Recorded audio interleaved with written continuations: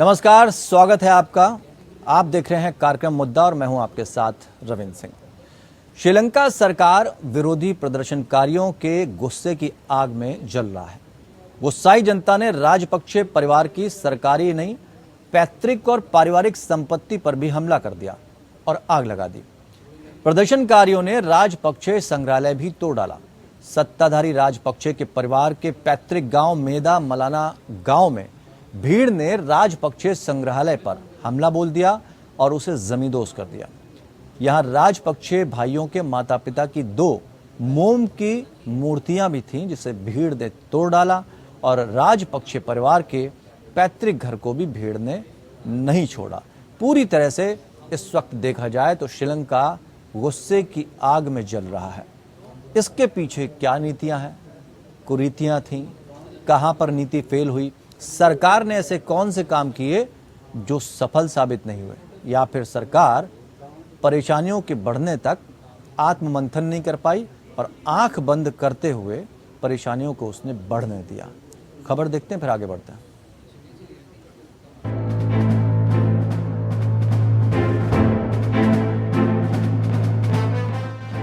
श्रीलंका के आर्थिक हालात लगातार खराब हो रहे हैं। इसको लेकर कई दिनों से सरकार के खिलाफ देशव्यापी विरोध प्रदर्शन भी हो रहे हैं। सोमवार को महिंदा राजपक्षे के पीएम पद से इस्तीफा देने के बाद स्थिति और खराब हो गई। सड़क पर उतरे प्रदर्शनकारियों ने मेदा मुलाना हेम्बन टोटा में राजपक्षे परिवार के पैतृक घर को आग लगा दी। इसके अलावा इन प्रदर्शनकारियों ने कई नेताओं के घरों को भी आग के हवाले कर दिया। सुरक्षा कर्मियों द्वारा प्रदर्शनकारियों पर काबू पाने के दौरान कुछ लोगों की भी मौत हो गई। इसके अलावा करीब 200 लोग घायल भी हैं। प्रदर्शनकारियों पर काबू पाने के लिए पुलिस को काफी मशक्कत करनी पड़ी है। हिंसा में सत्ताधारी दल के सांसद समेत कुछ लोगों की जान चली गई। जानकारी के मुताबिक सत्ताधारी पार्टी के सांसद अमरा कीर्थी की गाड़ी को निटम्बुवा में सरकार के खिलाफ प्रदर्शन कर रहे लोगों ने घेर लिया था। लोगों का कहना है कि इस दौरान सांसद की एसयूवी गाड़ी से फायरिंग हुई। इस पर भीड़ भड़क गई। फिर सांसद वहां से भागे और एक बिल्डिंग में छिप गए, जिसे हजारों लोगों ने घेर लिया था। कहा जा रहा है कि उसके बाद भीड़ से डरकर सांसद ने खुद को अपनी ही रिवॉल्वर से गोली मार ली। बिल्डिंग से उनके निजी सुरक्षा कर्मी की लाश भी मिली। इस पूरे घटनाक्रम में 27 साल के एक और शख्स की मौत हुई है। माना जा रहा है कि सांसद की कार से चली गोली उसको लगी थी। कई जगह प्रदर्शनकारियों ने पुलिस पर पेट्रोल बम फेंके। फिलहाल राजधानी समेत कई शहरों में कर्फ्यू लगा दिया गया है। कोलंबो में सेना बुलाई गई है। देश भर में स्कूल, कॉलेज समेत दूसरे सरकारी और निजी संस्थान बंद हैं। श्रीलंका की खराब होती स्थिति लगातार वहां पर गृह युद्ध छिड़ने की तरफ भी इशारा कर रही है। सरकार मौजूदा हालातों पर काबू पाने में पूरी तरह से नाकाम साबित हो रही है। वहीं देश में खाने पीने की चीजों की कमी और उस पर जरूरी चीजों की आसमान छूती कीमतों से लोगों का गुस्सा लगातार बढ़ रहा है। आलम यह है कि वहां पर दवाओं से लेकर खाने पीने और तेल तक की जबरदस्त कमी है। श्रीलंका के खराब होते हालातों को देखते हुए भारत ने उसको वित्तीय मदद के अलावा दूसरी मदद भी भेजी है। बांग्लादेश ने भी श्रीलंका को जो कर्ज दिया था उसकी चुकाने की अवधि बढ़ा दी है। बांग्लादेश ने $20 करोड़ के कर्ज की अदायगी की समय सीमा 1 वर्ष के लिए बढ़ा दी है। श्रीलंका के इस बदहाली के लिए जानकार वहां की सरकार की नीतियों को दोषी ठहरा रहे हैं। जानकारों का कहना है कि श्रीलंका ने जिस तरह से चीन पर विश्वास कर उससे नजदीकी बनाई, उसका खामियाजा आज देश और देश की जनता को उठाना पड़ रहा है। Bureau report, APN।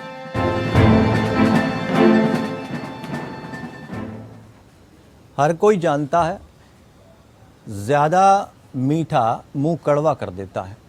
चीन के साथ दोस्ती किसी को रास नहीं आई और उस पर लापरवाही, यानी कि एक तो करेला दूसरा नीम पे चढ़ गए। इसलिए आर्थिक हालात श्रीलंका के ज़्यादा खराब हो गए। 2 खास मेहमान हैं, चर्चा को आगे बढ़ाएंगे। किन किन नीतियों पे काम करना चाहिए था श्रीलंका को और उस पर वहाँ की जो सत्ताधारी सरकार थी उसने नहीं किया। 2 खास मेहमान हैं, दीपक वोहरा जी हैं, पूर्व राजनयिक, और संजीव श्रीवास्तव, राजनीतिक विश्लेषक। आप दोनों मेहमानों का बहुत बहुत स्वागत है सर। और सर, आपके जो स्माइलिंग फेस है वो हमारा हौसला बढ़ा देते हैं सर। और जिस तरह से आप पेश करते हैं मुझे बहुत अच्छा लगता है। अब पैनल से कहूँगा ज़रा आवाज़ बढ़ा दें ताकि हम अपने मेहमानों की आवाज़ सुन सकें। और दीपक जी, आपके पास से ही शुरुआत करना चाहेंगे, क्योंकि स्थिति इतनी ज़्यादा दयनीय हो गई थी। और हमारे यहाँ तो कहावत भी है कि ज़्यादा मीठा खाने से मुंह कड़वा हो जाता है, या चीनी खाएं तो ज़्यादा मुंह कड़वा हो जाता है। चीन से दोस्ती किसी को भी रास नहीं आई। आज जिस तरह के हालात श्रीलंका में चल रहे हैं, उसको हम किस तरह से देखें? क्या वहाँ की सरकार लापरवाह हो गई थी, या फिर इसके पीछे हम कुछ और माने कि कुछ और तत्वों का भी हाथ है? आभारी हूँ आपका कि आपने मौका दिया है आपके शानदार न्यूज चैनल पर जी, स्वागत। शामिल होने का और श्रीवास्तव साहब से सीखने का। इनकी जो जानकारी है वो किसी और से कहीं ज्यादा है, बहुत जरूर जानते हैं। आपका सवाल जो आपने पूछा, मैं शुरुआत करता हूँ सर। आपने नाम सुना होगा इब्राहिम लिंकन। उन्होंने एक बार कहा था कि तकरीबन सभी व्यक्ति एडवर्सिटी, जो बुरी स्थिति होती है, उसका सामना कर सकते हैं, लेकिन अगर एक व्यक्ति का चरित्र आप भापना चाहते हैं उसको ताकत, पावर देनी चाहिए। और एक 19वीं शताब्दी के ब्रिटिश थे, उन्होंने कहा था कि power tends to corrupt, absolute power corrupt absolutely. Sri Lanka में आप ये देख रहे हैं, हर तरफ गुस्सा है। वो खूबसूरत सा द्वीप आज जल रहा है, और जब जलता है सर तो वहां पर रूमर और स्पेक्यूलेशन वो दौरे आते हैं।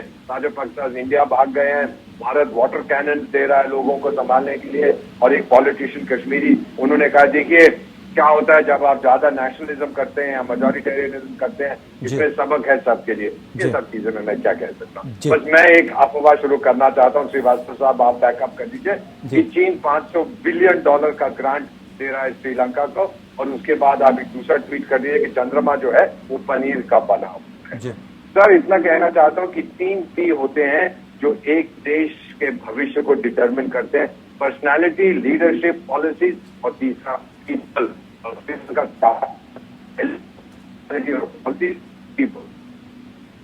ताकि हम तुम्हारी परवाह नहीं करते। सर आपकी उम्र मुझसे बहुत कम है, मुझे याद है, शायद श्रीवास्तव साहब को भी याद होगा, अर्ली 1970 यही हुआ था हमारे देश में। इकोनॉमी खराब होने लगी 1973, ऑयल प्राइस शॉक आए, महंगाई बहुत बढ़ी, हड़ताल हुई, इमरजेंसी लगी, और फिर ये कहा गया कि एक जो उस समय प्रधानमंत्री थे उनके परिवार के एक व्यक्ति ने लोगों को बड़ी बुरी तरह से सताया था, एक्सेट्रा एक्सेट्रा। अरब स्प्रिंग में यही हुआ, और आज श्रीलंका में हम यही देख रहे हैं। समस्या क्या है? इकोनॉमिक टर्म्स में simple budget shortfall, current account deficit, यानी श्रीलंका ज्यादा पैसा खर्च करता है जो उसके पास बैंक में नहीं, आमदनी अठनी खर्चा रुपया। दूसरा, वो एक्सपोर्ट इतना नहीं कर पाता कि अपनी इंपोर्ट को कवर करे। नतीजा ठन गोपाल, और किसको भुगतना पड़ता है? वहां के लोगों। जी बिल्कुल। संजीव जी, आपसे समझना चाहें, क्योंकि इस तरह की जो स्थिति बनती है एक दिन में तो नहीं बन जाती, और लगातार अगर सरकार नीतियां बनाने में लापरवाही बरत रही है, आम जनता के गुस्से को दरकिनार कर रही है, तो निश्चित तौर पर इस तरह की स्थिति बन जाती है। सवाल ये है कि क्या इस तरह की परिस्थितियों को रोका नहीं जा सकता है? वो कौन सी नीतियां जो सरकार अपना सकती थी और इससे बचा जा सकता था? जी, सबसे पहले तो आपके शो में मुझे इनवाइट करने के लिए बहुत बहुत धन्यवाद। और मेरा ये सौभाग्य है कि मैं एम्बेसडर गोरा सर के साथ जब मैं पैनल में आता हूँ तो मैं बेहद मुझे खुशी होती है। मैं शब्दों में इसका बखान नहीं कर सकता। और ये जो आपने प्रश्न किया है उसका जवाब ये है रविंद्र जी कि जो श्रीलंका की जो वर्तमान सरकार राजपक्षा सरकार है और उसके पहले की भी जो सरकारें रही हैं, उनकी जो फिस्कल मैनेजमेंट पॉलिसीज रही हैं वो बेहद इररिस्पॉन्सिबल रही हैं, बहुत ही पुअर रही हैं। श्रीलंका की जो डेट को लेने की जो नीति रही है उसमें लगातार लापरवाहियां बरती गई।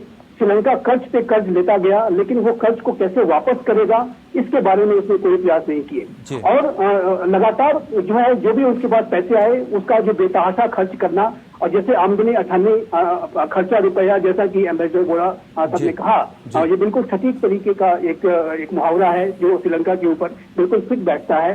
और ये जो श्रीलंका की जो एक लापरवाह और बहुत ही ज्यादा पुअर जो फिस्कल मैनेजमेंट पॉलिसी जब पॉलिसी रही है वो इसका सबसे बड़ा कारण है कि जिसकी की वजह से आज श्रीलंका इतने भारी आर्थिक संकट से जूझ रहा है। दूसरा जो मैं कहूंगा कि जो राजपक्षा सरकार है ये इसके लिए सबसे ज्यादा दोषी है। पिछले 20 वर्षों में श्रीलंका की राजनीति में राजपक्षा परिवार का एक दबदबा रहा है। 20 वर्षों में, अभी 12 वर्षों में तो कम से कम उनका सीधा सीधा शासन रहा है और वर्तमान में भी उनकी सरकार है। जब उनकी सरकार 2018 में महिंदा राजपक्षा प्रधानमंत्री बने, 2019 में गोटाबाया राजपक्षा राष्ट्रपति बने, उसके बाद से उन्होंने कुछ अन्य ऐसे निर्णय लिए जो कि श्रीलंका के लिए बहुत भारी पड़े, जिसमें कि एक जो टैक्स कट्स करने का जो निर्णय था, उससे श्रीलंका की जो सरकार की जो आय थी वो भी कम हुई। श्रीलंका की सरकार की जो आर्थिक स्थिति रही वो कमजोर होती गई। जो टैक्स कट पॉलिसीज थी वो भी इररिस्पांसिबल थी, वो भी पुअर थी। तीसरा, जो ऑर्गेनिक फार्मिंग को एडॉप्ट करने का जो श्रीलंका ने निर्णय लिया कि जो कन्वेंशनल फार्मिंग होती थी उसको बिल्कुल बंद करके 100% ऑर्गेनिक फार्मिंग का जो डिसीजन लिया, उससे श्रीलंका का जो एग्रीकल्चर आउटपुट है वो 50% तक कम हो गया, ऐसी भी रिपोर्ट सामने आई।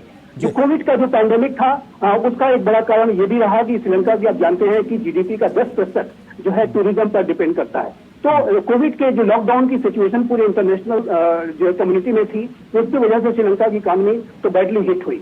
लेकिन श्रीलंका यदि अपनी फिस्कल मैनेजमेंट पॉलिसीज को, अपनी डेप्थ पॉलिसीज को बिल्कुल रिस्पॉन्सिबल तरीके से एक विजन के साथ उसको इम्प्लीमेंट करता, वो खर्च के पैसे कैसे वापस करेगा उसके बारे में वो गंभीरता से कदम उठाता, अपने टैक्स कट की जो इरिस्पॉन्सिबल डिसीजन को नहीं लिया होता, ऑर्गेनिक फार्मिंग के निर्णय को उसने अगर नहीं लिया होता तो जाहिर है कि श्रीलंका की स्थिति इतनी दयनीय न होती।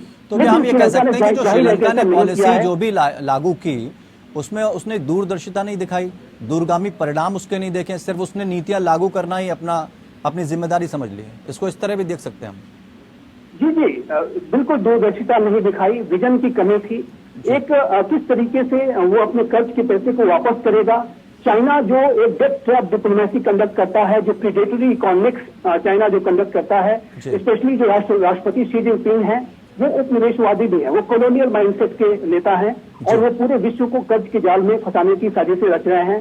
श्रीलंका यदि इस बात को उसने समझा होता, हम्बनटोटा पोर्ट जो कि श्रीलंका को जो है चाइना को लीज पर देना पड़ा, उससे भी श्रीलंका ने यदि सबक लिया होता तो आज जो है तो चाइना का इतना जो भारी कर्ज जो कि श्रीलंका के ऊपर है उसमें वो नहीं फंसता, या उससे निकलने के लिए उसने कदम उठा लिए होते और उससे श्रीलंका बच चुका होता। लेकिन श्रीलंका ने ऐसे कोई भी मेजर्स नहीं लिए। श्रीलंका लगातार कर्ज से कर्ज लेता गया, उसके जो कर्ज को रीपे कैसे करेगा उसके बारे में उसने कोई ख्याल नहीं रखा।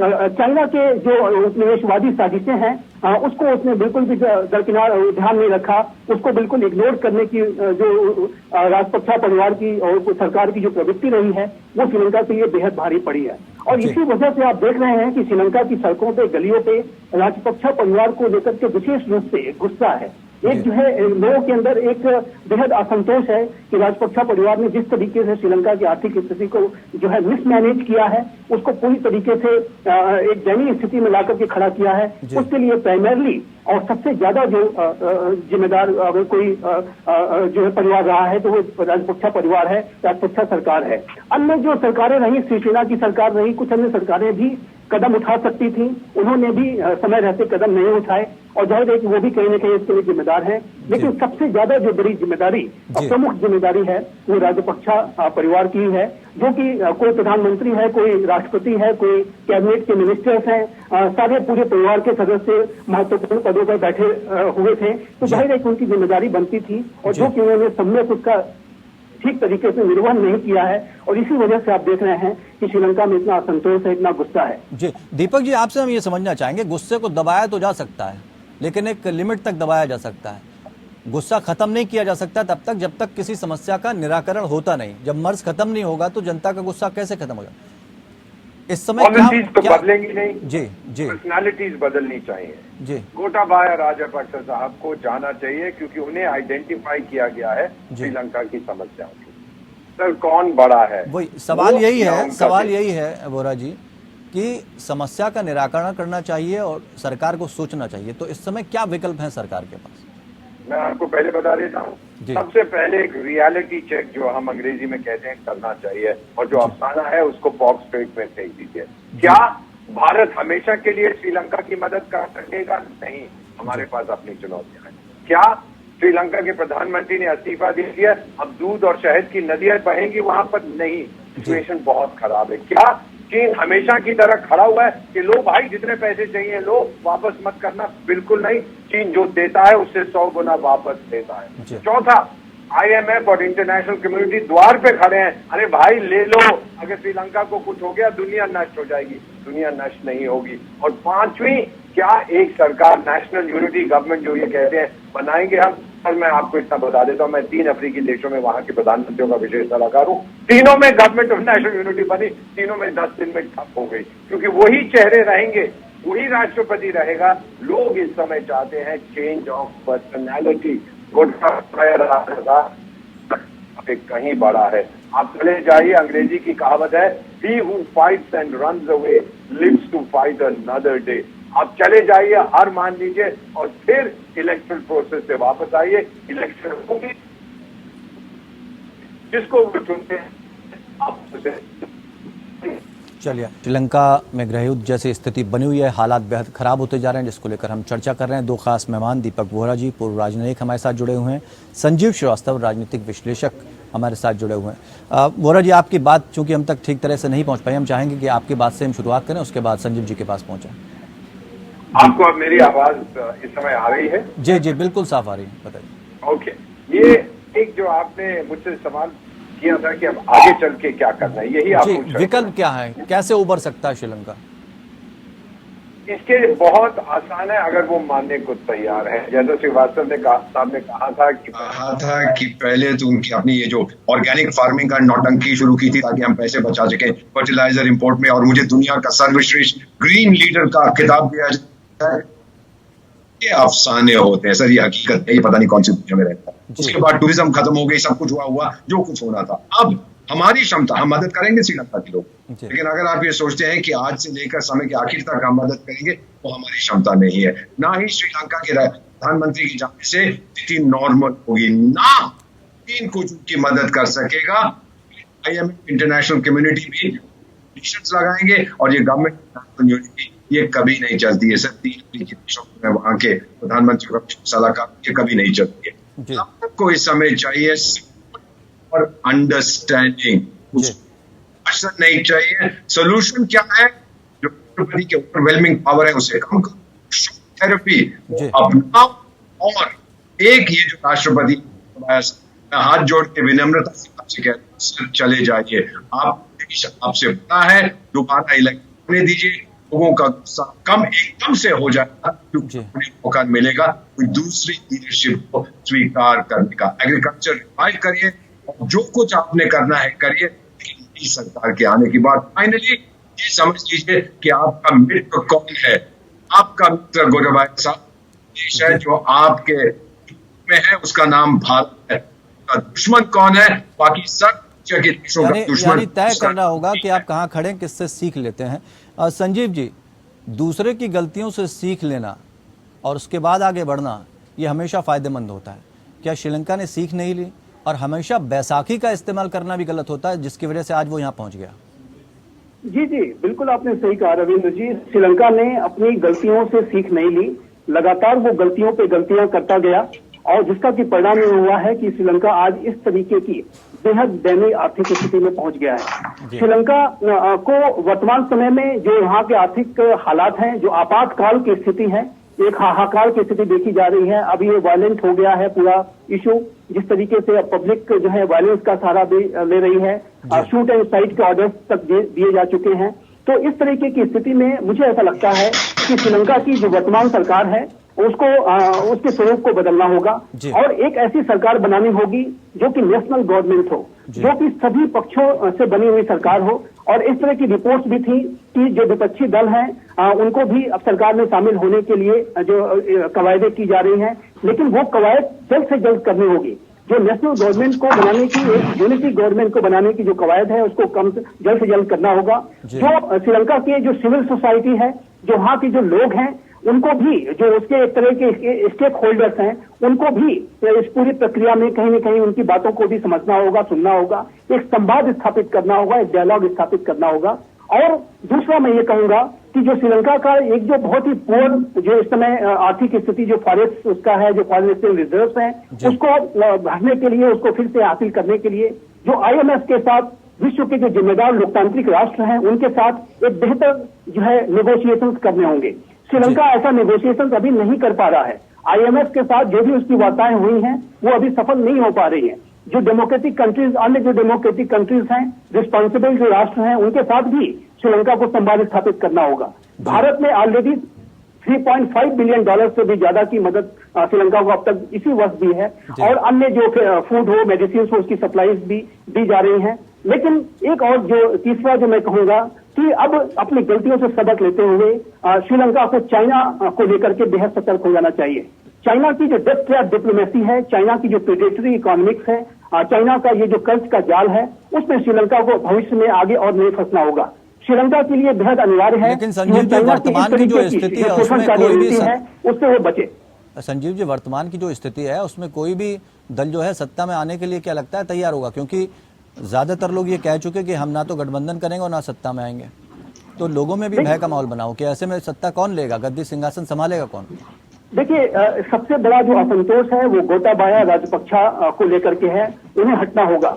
मुझे ऐसा लगता है कि गोटाबाया राजपक्षा को इस्तीफा दे देना चाहिए और किसी एक नए सरकार के स्वरूप को बनना होगा। नई सरकार बननी होगी जिसमें कि एक नई लीडरशिप हो, ताकि जनता के बीच में एक विश्वास का माहौल बने। जनता गोटाबाया राजपक्षा हो, महिंदा राजपक्षा हो, उनके अन्य भाई भतीजे हो, उनसे बेहद असंतुष्ट है और जनता के असंतोष को शांत करना इस समय श्रीलंका की जो सरकार है उसकी एक प्राथमिकता होनी चाहिए और उस असंतोष को शांत करने की प्रक्रिया में उसे सरकार के स्वरूप को भी बदलना होगा।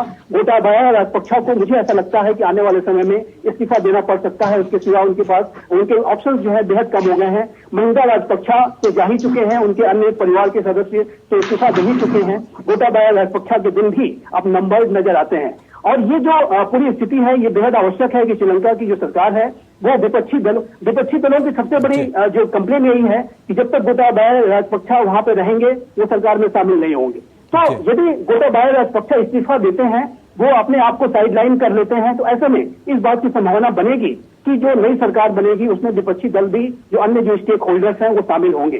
तो ये बेहद आवश्यक है कि जो श्रीलंका की जो वर्तमान आपातकालीन स्थिति को ध्यान में रखते हुए जो राजपक्षा परिवार है वो अपने आप को सत्ता से अलग कर ले, तो वही उसके लिए भी बेहतर होगा और पूरे श्रीलंका के लिए भी अच्छा होगा। चलिए वोरा जी, हम बहुत संक्षेप में आपसे चाहेंगे टिप्पणी कि अगर भारत से मदद मांगी जाती है श्रीलंका के जरिए तो कि भारत उस स्थिति में खड़ा हुआ है? हम लोग जितनी मदद कर सकते हैं श्रीलंका की जनता के लिए हम लोग करेंगे। वहां की सरकार के लिए, सरकार ने टोटल क्रेडिबिलिटी खो दी है, कोई भरोसा नहीं इस पे करता, ट्रस्ट नहीं है सर लोगों का इस सरकार को जाना है। सफरिंग कौन है, किसके ऊपर मुसीबत आ रही है? वहां के लोगों पर। और भारत पहाड़ की तरह खड़ा हुआ है वहां के लोगों की मदद करने के लिए, लेकिन हमारी क्षमता भी सीमित है, तो हमेशा के लिए नहीं कर, जो कर सकते हैं वो कर। चलिए, बहुत बहुत शुक्रिया आप दोनों खास मेहमानों का हमारे साथ जुड़ने के लिए। दीपक वोहरा जी जुड़े हमारे साथ, पूर्व राजनयिक, और संजीव श्रीवास्तव हमारे साथ राजनीतिक विश्लेषक जुड़े। श्रीलंका जिस हालात में इस समय है वो अपनी खुद की नीतियों की वजह से है, लापरवाही की वजह से है और दूरदर्शिता ना दिखाने की वजह से। और हमेशा यही होता है कि जब आप बैसाखियों का इस्तेमाल करते हैं तो निश्चित तौर पर अगर वो बैसाखी आपसे हट जाती है तो आपका हाल यही होने वाला है। गुस्से को दबाने की बजाय श्रीलंका को गुस्सा शांत करना है। इस समय गोटाबाया जो राष्ट्रपति हैं वहाँ के, उनका फ़र्ज है कि वो सत्ता जितनी जल्दी छोड़ देंगे, जनता चुनाव उतनी जल्दी होगा, जनता का गुस्सा शांत होगा, नई सरकार आएगी और शायद स्थितियाँ संभल जाए। वक्त का इंतज़ार है कि कब ये कदम उठाते हैं गोटाबाया। तो फिलहाल मुद्दे में हम और भी तमाम बड़े मुद्दे उठाते रहेंगे। फिलहाल इतना ही, नमस्कार।